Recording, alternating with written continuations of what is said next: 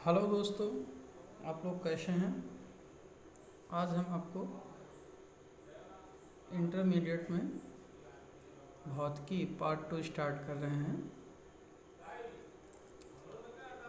Physics का part है, इसमें पहला लेसन आज हम आपको पढ़ाएंगे और बहुत बेसिक से स्टार्ट करने जा रहे हैं, तो इसको ध्यान से आप लोग देखिए।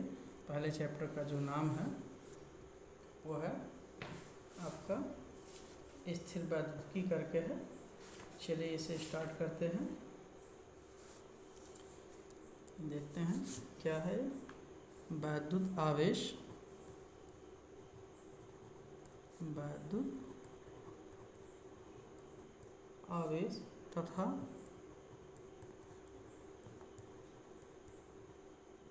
कूलाम का नियम। सबसे पहले अगर हम लेसन का मतलब समझ लें तो जो लेसन का टाइटल होता है उसमें भी हमें बहुत सारी बातें क्लियर हो जाती हैं, वहीं से भी हमें बहुत बातें मैक्सिमम समझ में आने लगती हैं कि कहना क्या चाहता है। तो मुझे पढ़ना है वैद्युत आवेश। मेन सबसे पहले हमें पढ़ना है इलेक्ट्रिक चार्ज के विषय में, फिर हमें सेकंड पार्ट पढ़ना है कूलाम का नियम। तो सबसे पहले हमें जानना होगा कि इलेक्ट्रिक चार्ज क्या होता है। तो आइए समझते हैं। देखिए, अगर हम फिजिक्स की बात करें तो ये दो बातों को डील करता है। एक होता है द्रव्य और दूसरा होता है ऊर्जा। इसके अलावा फिजिक्स किसी भी बात को डील नहीं करती है। द्रव्य को इंग्लिश में कहते हैं मास, और ऊर्जा को कहते हैं एनर्जी। इन्हीं दो बातों को ये डील करता है। अब द्रव्य क्या है, इसे आप बहुत बेसिक से ही पढ़ते हो कि द्रव्य एक ऐसा पदार्थ होता है, पदार्थ से संबंधित हम बात पढ़ते हैं कि जो स्थान घेरता है, जिसको हम टच कर सकते हैं, जिसे हमारी ज्ञानेंद्रियाँ अनुभव कर सकती हैं, जिसमें द्रव्यमान होता है, वही आपका द्रव्य है। तो द्रव्य के बहुत सारे प्रॉपर्टीज हमने पढ़ा कि द्रव्य में वज़न होता है, यानी उसका एक द्रव्यमान होता है, उसमें जो ग्रेविटी लगती है और द्रव्यमान से गुणा कर दो तो भार मिल जाता है। स्थान घेरता है, उसका एक आयतन होता है, द्रव्य की अवस्थाएं होती हैं, ठोस द्रव गैस। सारी बातें हम फर्स्ट ईयर में पढ़ चुके होते हैं, जिसमें मेरा होता है न्यूटन की जो यांत्रिकी है वहाँ पे। फिर स्थूल अवस्था में हम पदार्थ के गुण पढ़ते हैं, दरों का प्रभाव पढ़ते हैं, गैसीय अवस्था पढ़ते हैं। ये सारी प्रॉपर्टीज कहाँ से हैं, द्रव्य से ही संबंधित हैं, जो हम इंटर फर्स्ट ईयर में पढ़ चुके होते हैं। और उसी से रिलेटेड क्वालिटी हम ऊर्जा के विषय में भी पढ़ते हैं।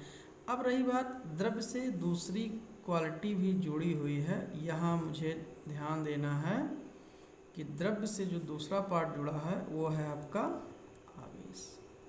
आवेश को इंग्लिश में कहते हैं चार्ज। तो अब हम वास्तव में किसके विषय में पढ़ने जा रहे हैं, द्रव्य के विषय में ही पढ़ने जा रहे हैं, जिससे रिलेटेड एक क्वालिटी है आवेश। तो आवेश क्या होता है, तो आवेश उत्तर है कि द्रव्य से जुड़ा हुआ एक गुण होता है। और ये गुण क्या है कि इसके कारण ही आपका वैद्युत क्षेत्र और चुंबकीय क्षेत्र प्रोड्यूस होता है। तो द्रव्य से एक दूसरी प्रॉपर्टी जुड़ती है जिसको हम चार्ज बोलते हैं, और इससे क्या जुड़ता है, वैद्युत क्षेत्र जुड़ता है और चुंबकीय क्षेत्र जुड़ता है। यानी आवेश से वैद्युत क्षेत्र उत्पन्न होता है और चुंबकीय क्षेत्र उत्पन्न होता है। तो ये हम कहीं आगे पढ़ेंगे, वैद्युत क्षेत्र के विषय में भी हम आगे पढ़ेंगे, लेकिन अभी हमें पढ़ना है आवेश के विषय में। अब प्रश्न यह उठता है कि आवेश उत्पन्न कैसे होता है। तो इसकी उत्पत्ति के विषय में बहुत लंबी हिस्ट्री है, लेकिन एक थोड़ा सा हम कॉन्सेप्ट लेके चलते हैं, उसको आप ध्यान से समझिए। जो पदार्थ है उसका जो सूक्ष्म भाग होता है उसे हम कहते हैं अणु, और अणु से भी सूक्ष्म भाग जो होता है उसे हम कहते हैं परमाणु।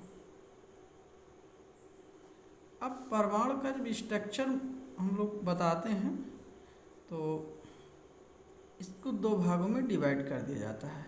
एक भाग होता है नाभिक का और एक भाग होता है कक्षक का। ये हो गया कक्षक और ये पार्ट आपका हो गया नाभिक। कक्षक में ऋण आवेशित इलेक्ट्रॉन होते हैं और नाभिक में धन आवेशित प्रोटॉन होते हैं। नॉर्मल स्टेज की अगर हम बात करें तो जितने आपके प्रोटॉन होते हैं उतने ही आपके इलेक्ट्रॉन भी होते हैं। यानी किसी भी परमाणु पे जितनी संख्या में प्रोटॉन होते हैं उतनी संख्या में ही इलेक्ट्रॉन होते हैं। और इस तरीके से ये आपका परमाणु विद्युत का उदासीन होता है, यानी इस पर कोई चार्ज नहीं रहता है। लेकिन जब किसी भौतिक या रासायनिक प्रक्रम के द्वारा या अन्य किसी प्रक्रम के द्वारा हम कोई रिएक्शन करते हैं या कोई भौतिक प्रक्रम करवाते हैं तो परमाणु की बाहरी कक्षा में जो इलेक्ट्रॉन होते हैं या तो ये बाहरी कक्षा के इलेक्ट्रॉन बाहर निकल जाते हैं या बाहरी कक्षा में इलेक्ट्रॉन आ जाते हैं। फिर से समझिएगा, जब कोई भौतिक या रासायनिक प्रक्रम किया जाता है तो परमाणु के जो बाहरी कक्षा होते हैं उसमें से इलेक्ट्रॉन या तो बाहर निकल जाते हैं या बाहरी कक्षा में इलेक्ट्रॉन चले आते हैं। इस दशा में वो आपका जो परमाणु है वो वैद्युतमय हो जाता है, यानी उसे हम कहते हैं कि ये परमाणु आपका वैद्युतमय हो गया, यानी इसमें इलेक्ट्रिक हो गया, ये इसमें चार्ज आ गया। अब प्रश्न ये उठता है कि आता कहाँ से है। तो नेचुरली यहाँ हम बहुत डीप हिस्ट्री में नहीं जाएंगे, बड़ा टफ हो जाता है। हिस्ट्री एक ऐसी विषय होती है और इसमें स्टार्टिंग से आप बुक में देखिएगा बहुत सारी चीज़ें लिखी हैं, लेकिन हम थोड़ा सा यहाँ समझाने का प्रयास कर रहे हैं कि वैद्युतमय हुआ। तो प्रश्न ये उठता है कि इस परमाणु को वैद्युतमय करने के लिए जिम्मेदार कौन है।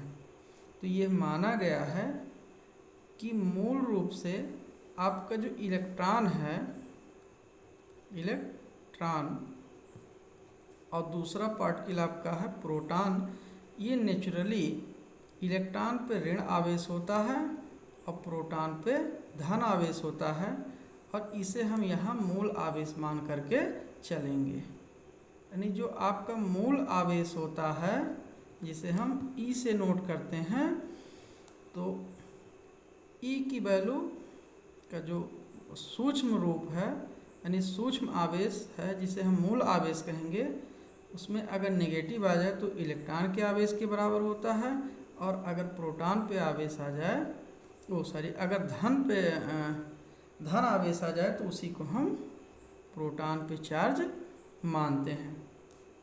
तो इस तरीके से आपका ये जो परमाणु हुआ वो वैद्युतमय कैसे हुआ, इन इलेक्ट्रॉनों के आदान प्रदान के द्वारा। इसका कारण क्या है, क्योंकि ऐसा पाया गया है कि इलेक्ट्रॉन पर ऋण आवेश होता है और प्रोटॉन पर धन आवेश होता है और जो इलेक्ट्रॉनों का एक्सचेंज होता है वो बाहरी कक्षा से ही होता है और यही इसके लिए उत्तरदायी होते हैं। तो सरल शब्दों में अगर कहा जाए तो कोई भी परमाणु या कोई भी पदार्थ वैद्युतमय या उस पर चार्ज कैसे आता है, तो इसका उत्तर है कि इलेक्ट्रॉनों के एक्सचेंज से ही आता है। अभी आप इतना ही समझिए, इसका अगला पार्ट हम नेक्स्ट वीडियो में दे रहे हैं जिसका हम नाम रखेंगे पार्ट 2। देखिएगा।